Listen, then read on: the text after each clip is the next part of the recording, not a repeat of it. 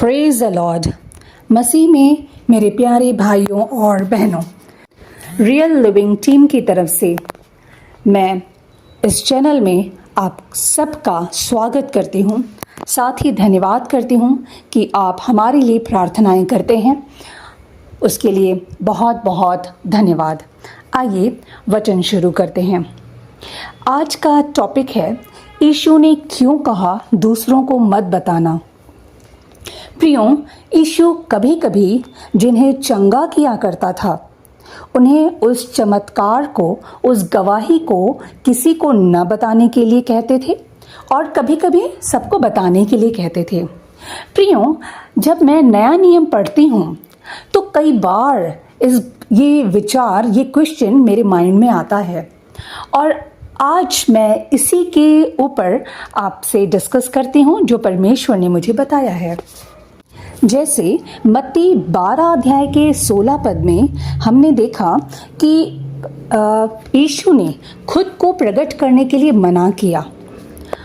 फिर मरकुस का 3 अध्याय का 11 और 12 पद, जब अशुद्ध आत्माएं चीख कर बाहर निकलती थीं और वो कहती थीं कि तुम परमेश्वर के पुत्र हो, तो यीशु उन्हें खुद को प्रकट करने के लिए मना करता था। मरकुस 7 अध्याय के 35 पद में जब यीशु ने एक बहरे और हकले को चंगाई दी, उसको चंगा किया, तो उसे सबको बताने के लिए मना किया। और फिर हम देखते हैं लूका का 8 अध्याय में जब उन्होंने याईर की बेटी को चंगा किया, तो उन्होंने उनके माता पिता से कहा कि ये जो कुछ हुआ है किसी से ना कहना, यानी उस चमत्कार के बारे में किसी से भी न बताना। तो प्रियों, ये सारे क्वेश्चंस मेरे मन में बार बार आ रहे थे कि ऐसा यीशु सबको बताने के लिए क्यों मना करते थे। आइए इसके बारे में हम देखते हैं। प्रियों, इसका मेन जो कारण है, जो मेन रीज़न है, वो है प्रभु चाहते थे कि लोग चमत्कारों पर ध्यान केंद्रित ना करें। जैसा कि आज आप अक्सर देखते हैं कि लोग सिर्फ और सिर्फ चमत्कारों के पीछे ही भाग रहे हैं, और प्रभु का जो मेन उद्देश्य था कि सभी मानव जाति को वो बचाने के लिए आए, उन्होंने हम सब के लिए अपनी जान को कुर्बान किया। लेकिन प्रियों, लोग आज क्या, उस समय भी प्रभु ये चाहते थे कि लोग चमत्कारों पर के पीछे ना भागें, परंतु जो यीशु का मेन मकसद था, जो वो पूरी मानव जाति को बचाने के लिए आया था, पापों से बचाने के लिए आया था, उस बात को, उस उद्देश्य को वो ना भूलें। प्रियों, कभी कभी ऐसा होता है ना कि अगर आपकी लाइफ में कुछ अच्छा हो रहा होता है, कुछ चमत्कार होता है, कुछ चंगाई आपको मिलती है किसी तरह से, तो लोग मजाक उड़ाने लगते हैं। प्रियों, उस वक्त भी कुछ ऐसे लोग होते थे, इसलिए ऐसे लोगों से प्रभु यीशु मसीह उन्हें बचाना चाहते थे, इसलिए उनको बताने के लिए मना करते थे। क्योंकि आप ये जानते हैं कि प्रभु यीशु सब कुछ जानते थे।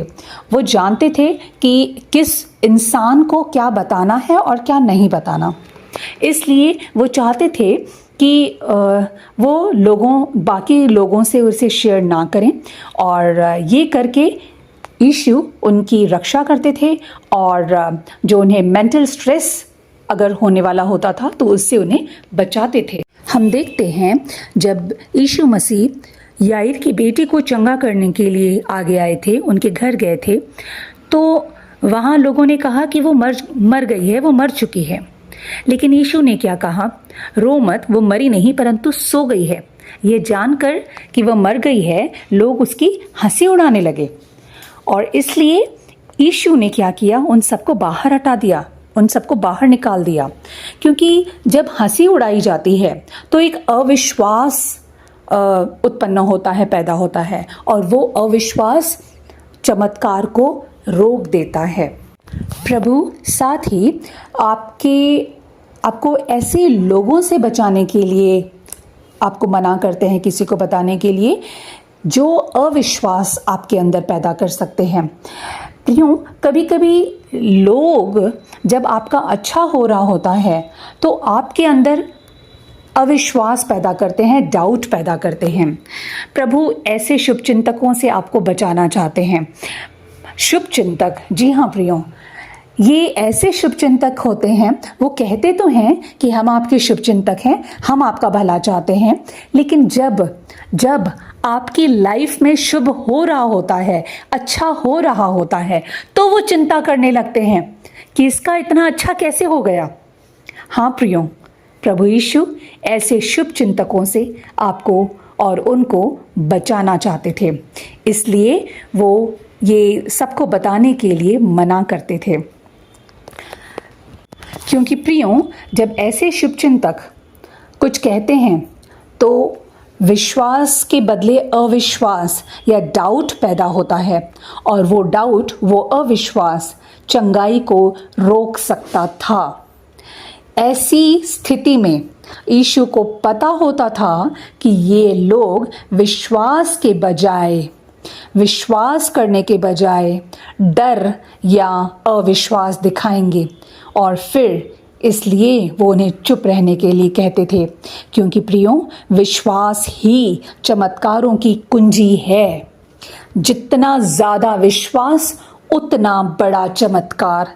जी हाँ प्रियो, साथ ही यीशु ये भी चाहते थे कि लोग यीशु के द्वारा उसके पिता को, परमेश्वर को जाने, उनके प्रेम को जाने, कि परमेश्वर उनसे कितना गहरा प्रेम करते हैं कि उन्होंने अपने इकलौते पुत्र को बलिदान करने के लिए इस संसार में भेज दिया। सबके गुनाहों को, सबके पापों को अपने ऊपर उठाने के लिए इस संसार में भेजा। प्रियो, वह अपनी महिमा के लिए नहीं, बल्कि परमेश्वर की इच्छा पूरी करने के लिए आए थे। इसलिए वो चाहते थे कि लोग परमेश्वर के प्रेम को जाने, लोग परमेश्वर को जाने, उसके करीब आएं। इसलिए प्रियो, आज चमत्कारों के पीछे ना भागें, परमेश्वर के प्रेम के आगे आएं, उसके प्रेम में आगे बढ़ें। प्रियो, जब हम परमेश्वर से गहरा प्रेम करते हैं ना, जितना प्रेम उसने हमसे किया, अगर हम उसका कुछ % भी कर लेना, तो उस प्रेम में ही ऑटोमेटिक चमत्कार हैं। क्योंकि जहाँ प्रेम है वहाँ विश्वास है, जहाँ विश्वास है वहाँ रिस्पेक्ट है, जहाँ रिस्पेक्ट है वहाँ ओबीडियंस है, आज्ञाकारिता है, और जहाँ आज्ञाकारिता है वहाँ चमत्कार हैं। ऑटोमेटिक खुद ही आपको चंगाई भी मिलेगी, आपकी ज़रूरतें भी पूरी होंगी, आपको आपकी प्रशंसा भी की जाएगी। हमें सिर्फ और सिर्फ परमेश्वर से गहरा प्रेम करने के लिए आगे बढ़ना है, ऐसा गहरा प्रेम जैसा उसने हमसे किया। Thank you.